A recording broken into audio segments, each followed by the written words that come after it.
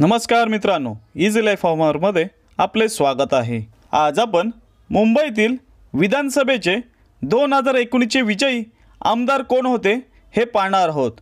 Total 36 विधानसभेपैकी आपण फक्त 10 विधानसभा बघणार आहोत।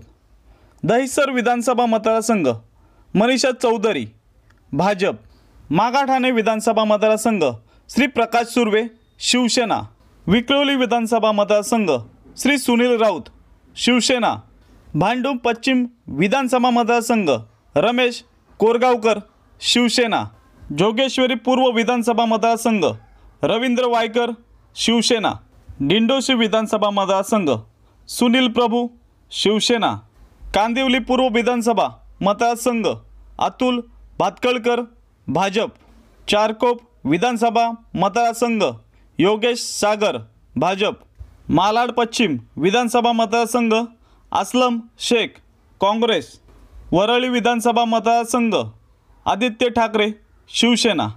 अशा प्रकारे आज आपण मुंबईतील विधानसभेचे 2019चे विजयी उमेदवार आपण पाहिले। एकूण 36 मतदारसंघ असून त्यातील आपण फक्त 10 विधानसभा 2019 कोणी जिंकली आपण पाहिले। पक्षफुटीनंतर 2024ची विधानसभा ही खूप रोमांचक होणार आहे।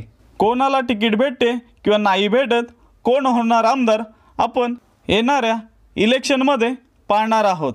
धन्यवाद।